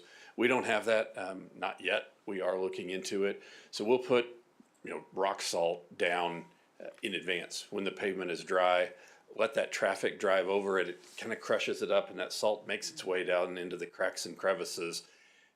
As soon as that freezing rain starts to fall, it kind of makes its own brine solution on the surface, and it was really helpful in this last storm at slowing down the rate of freeze. There are limitations to that. That salt product can only melt ice or prevent water from freezing down to about 18 to 20 degrees, depending on a few factors. When it gets colder than that, it's going to freeze whether you've pre-treated it or not. So these temperatures that we saw earlier this week overcame the ability of that product. So yeah, things were frozen, and people were asking, why didn't you salt, or why aren't you salting? When it's 5 degrees out, it would literally be wasting money to put that salt out, because it can't function. It just physically can't melt the ice at those temperatures. So our focus then was on pushing the snow, moving that material. We're trying to do 2 things when we start to clear the snow off the streets. Priority 1, task 1 is is public safety. We need to open the roads up enough that emergency vehicles and you know, essential vehicles can get down the road. So that, we call it the first push, is just to open up a lane of traffic, especially on our main thoroughfares and what we have designated as snow routes. So some residential streets won't see any plow activity, and they may be wondering, why is the city not doing anything? We're out plowing, but our focus is on those primary thoroughfares and those emergency snow routes so that we can get those open, a lane open as fast as possible for emergency access. Once that is complete, then our focus shifts to what we call the second push, and that is widening the clearance, so taking from one lane and pushing that snow all the way out to the curbs on the main thoroughfares, as well as getting into the residential areas. But a plow is about 10 feet wide. The street's about 30 feet wide. So, you know, even two passes, one in each direction, isn't going to fully open the street. So then it's, you know, we'll make two passes and we can open up 20 feet. And we try to do that, again, to get people in their road, you know, in and out of their street as passable as possible. But you can't get to your mailbox. You know, when mail service is running, the mail carrier can't get close enough to the mailbox. So we come back for another push to shove that snow even further out. Yeah, and it's tricky. When you're in a 30,000 pound truck sitting up, you know, 8 feet in the air at 3 o'clock in the morning with snow coming down and there's 6 inches of snow on the ground, you can't always see where the curb is. And you're running with, we'll get damages. The plow jumped the curb and damaged somebody's lawn and landscape, and we'll spend the spring. We're already starting a list of those as people notify us, and we'll be back in the spring, you know, making those property restorations, repairing mailboxes. Sometimes the mailbox gets hit. Other times we see with the amount of snow that we're pushing, if the post is a little weak, just the weight of the snow will shove it over. We'll still take responsibility for that. We'll go back and get those replaced and repaired. It is a process. I know it's frustrating to people as well. We'll make that first push or even second push, and then folks come out to clean their driveway, and they've cleared the driveway off, and we come through for another push and leave a pile of snow across that driveway that they just worked to clear. And I understand that it's frustrating, but there is nowhere to go with that snow other than off to the side. I calculated with this last snowstorm, rough calculation, given lane miles of streets, width and so on, with this 10-inch snowfall, our crews removed about 10.9 million cubic yards of snow. You can't pick that up and haul it away. You push it to the side and it's going to be piled up along the side of the road. But that's just to give people an idea of what 10.9 cubic yards might look like. That's 190 football fields a foot deep. We've got another one, 19 football fields 10 feet deep. It's a lot of snow. So that's what we were focused on with this event, and we'll start back on it tonight with the next round. How many trucks do you have going at any given time? So we have about 6 trucks. We have 7 total. Now, when I say trucks, so we have two dump trucks. Yeah, two kind of ones, right? Full-size dump trucks. We have 2 what I call small dump trucks, and then we have 3 pickups. Okay. They're a 1-ton pickup. So all of those are outfitted with salt spreaders and bins of varying sizes depending on the size of the truck, and a plow on the front. So all of those trucks have the ability to push snow and put down salt. we typically have 2 large dump trucks, 2 small dump trucks, and 2 pickups out on the streets. The 7th truck, that 3rd pickup, our facility maintenance staff uses for the parking lot at City Hall, at the community center, doing smaller, kind of parking lot work around. And it's a backup that we have if one of our other trucks goes down and we need to put it into service on the street, we can. So it's, but it's predominantly 7 trucks, and then we have 12 staff to operate them. Again, split into those 2 shifts. So we'll have six folks working a 12-hour day shift and 6 folks working a 12-hour night shift. And then the supervisors there, our street supervisor spent about 50 hours at city straight. Because we have 2 shifts, but we only have 1 supervisor. Yeah. So covering that supervision was he stayed there for the duration. That in a nutshell kind of covers the what the snow response is like, what we do, why we do it, the capability. You have any questions or anything I didn't cover? I don't. I think Kristen went ahead and she posted something somewhere, didn't she? What, like the communication from the city of what they were doing? Kristen I Boxman. haven't seen it. I sent her some she hasn't done that information. yet? I sent her some information, but Oh, okay. I haven't looked to see if it was posted yet. Oh, okay. I don't think anything has been Okay. that I'm aware of. Maybe this was I going. think it just said the crews were out. Oh, okay. I remember seeing something about it. Okay, you just sent it to her. Yeah. Okay. I'm just trying to figure out how to increase communication and education with people, because again, if you don't know, and all it is you're sitting in your driveway and seeing one thing, you don't know what's going on around you. I'm just trying to figure out how to increase the communication with people. One other piece of information, and just because it may come up tonight, generally speaking, our threshold is about 2 inches of snow. When we get 2 inches, we will go start to plow. Less than that, it's just not worth it. Honestly, the amount of fuel and the amount of time and the expense at 2 inches of snow, even a 2-wheel drive sedan is still able to get around pretty handily in that. So 2 inches is kind of our threshold. When it gets to that level, then we'll fire up the plows and start to move snow. What are we supposed to get tonight? About 2 to 3. Oh, okay. Yeah, 1 to 3 is the estimate that I've seen. However, the rate it was falling when I was came saying, in here, and it was coming down pretty hard. It might surprise us. So, and I know you have your guys on Yeah, standby, thank ready you. to rock and roll if we get Thank that you. 3 or 4 or whatever. They're on standby, and we're also if we don't need them earlier, we're bringing them in at 4 a.m. To get started. We like to get most of it cleared before people are up trying to get out of the house and off to work.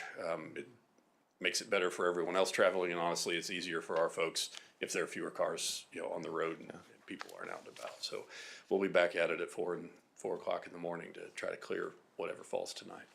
Thank you. I really appreciate you and your department. Yes, once again, thank you to you especially, and then also the guys that are out there working hard. I know you guys have been a great team, and a lot of respect for all you guys. So tell them thanks from all of us, and like I say, we want to do something special for all of them as well. So not just a thank you, but do something even extra. So. Thank you. I appreciate it. Thank you. Thank you. I had something else. Yeah, go ahead. The other thing I had did the police chief position get posted? Yes. Okay, so that's posted, and then the other, okay, and then the other thing is, 191st and 183rd signalization. Can you please give us an update? Thank you. Nothing new on 183rd Street. 191st Street, we were working with Lamper Nearson on the design process. They have submitted the preliminary draft, I believe is what they called it, to KDOT, and they're going through that process with them. Each review process will take around 30 days. KDOT's initially indicated to us probably sometime in the September timeframe. We're hoping more towards the middle of summer that we'll get through this process and get the go-ahead so that we can go out to bid the project and then hopefully start the project late summer, early fall. And that's, there's a lot of moving parts, but that's the general hope. We're still waiting for DC to let us know on grant funding. Once the new Congress gets moving and doing what they do, we'll find out if we receive any funding for the 191st Street project. Thank you for your update. I don't have anything else. Thank you. All right, Mr. Grant. No report.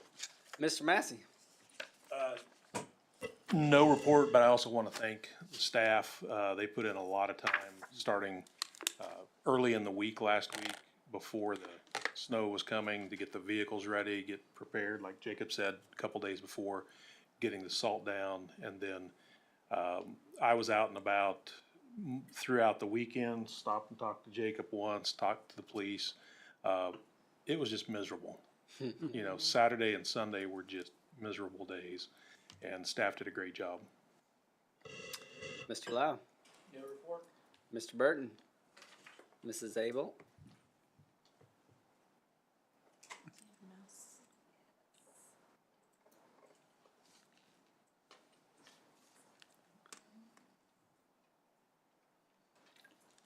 Okay, so as many of you know, we've received a grant for the Safe Streets for All. We have activated or launched our website for this project. There's a couple of key features. This is out on our website. We have a separate project page for the SS4A. So I encourage everyone to go out and take a survey. Tell us what safety means to you. We wanted to get the feedback. This little Microsoft 365, that will be fixed here soon. That's going to be where our video is. So HDR, the consultant that is helping us out with this effort, they produced a video that has a lot of drone footage throughout the city and talks about the Safe Streets for All program and what we're trying to accomplish here with creating the safety action plan. So hopefully that will be fixed by tomorrow so that everybody can see the nice video that HDR has put together. And then we've got just some other information out there. We also have our interactive map. This is a mapping exercise that we'll pull up, and I'm hopeful that this will work, but if it doesn't, then I'll just walk through it. So we've got this map. You can zoom in and stick a pin in different areas. You can, just tell us where you have concerns specifically regarding safety, whether it's there's no sidewalk or there is an issue with the existing sidewalk that's there. This is a bus stop area for a school bus area. That maybe there's some issues with traffic, maybe there needs to be a stop sign, just different things related to roadway, pedestrian safety, anything dealing with the infrastructure. So we encourage you to go out and just play around with the mapping features and stick a pin in the map and tell us where some of these areas are. So that's our website. So hopefully we'll have the video up here soon so that you guys can take a look at that. And we also have our distribution list. We encourage anybody that wants to get updates on the project as we proceed through. Hopefully we'll have the report done by the end of May. But if you want to get updates on what's going on with the project, we encourage you to put your email address out there, join our distribution list so that we can provide those real-time updates for you. So yeah, so that's your homework for next time is watch the video, fill out the survey, play around with the map, and fill out the email distribution form so that you can get real-time updates on the project. So have fun with the website. I encourage you to poke around and in the map especially and see what you see.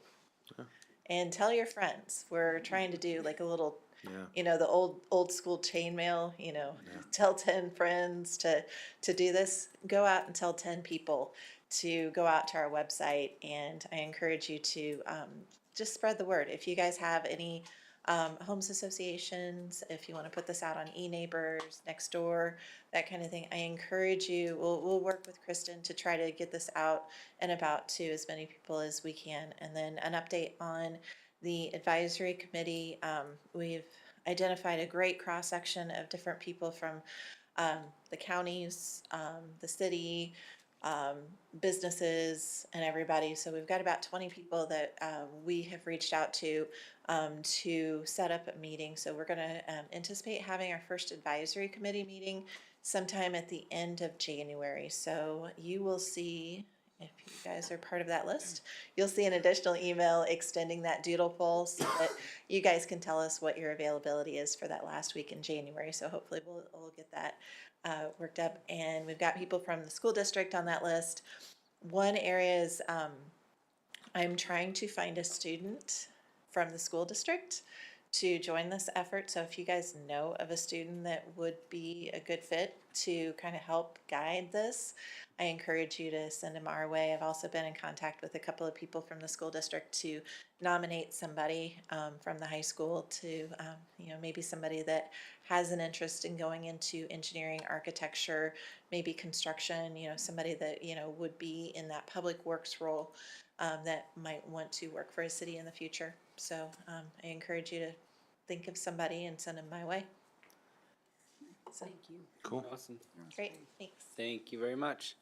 Madam Clerk?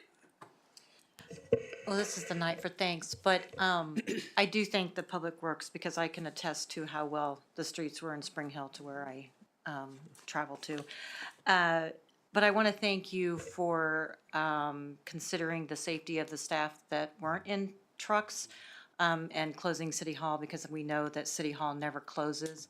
But I do appreciate for Lane, and I'm sure y'all had a decision in that we needed to remain home, and that was where we needed to be. So I do appreciate you looking at the safety of the staff members that weren't driving a truck or a police car or anything like that. So appreciate that. Yep, yeah, I took a look at it, and I was out and about it myself. I've got a big truck that's got four-wheel drive, so I can drive. But yeah, it was pretty rough. So it was pretty much a no-brainer. I don't like to close City Hall, like you said, for hardly any reason, but I think it was a no-brainer on that to keep people safe and keep them home. So yeah, plus it gives more time for the guys to scoop without as many people out on the roads, because it was pretty sparse out there on Monday. So it was good. Mrs. Dunn. Mrs. Jones. Mr. Spear. Nothing else for me. All right, with that, I entertain a motion to move into executive session. I think 15 minutes still good? Let's just keep 15, because I don't. we don't want to come back again. I move the city council recess an executive session for 15 minutes for the preliminary discussion. If we have to come back. We won't. All right, we'll see, Spencer. I move the city council recess an executive session for 10 minutes for the preliminary discussion of the acquisition of real property pursuant to KSA 75-4319, B6 of the Kansas Open Meetings Act. The open meeting will resume in the city council chambers at 9:08 p.m. No formal action is anticipated following the session. Persons to be in attendance in the following: Lane Massey, City Administrator; Spencer Lau, City Attorney; Jacob Spear, Director of Public Works; and Allison Abel, City Engineer. I second. Got a motion, a second. Is there any further discussion? If not, all those in favor? Aye. Opposed? Motion carries 4-0-0.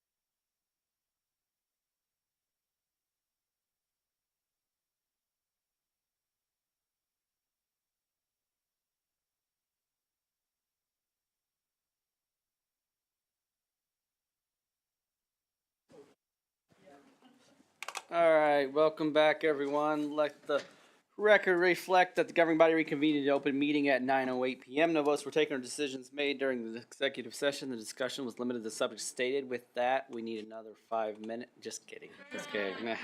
With that, I entertain a motion to adjourn. So moved. Got a motion and a second. Is there any further discussion?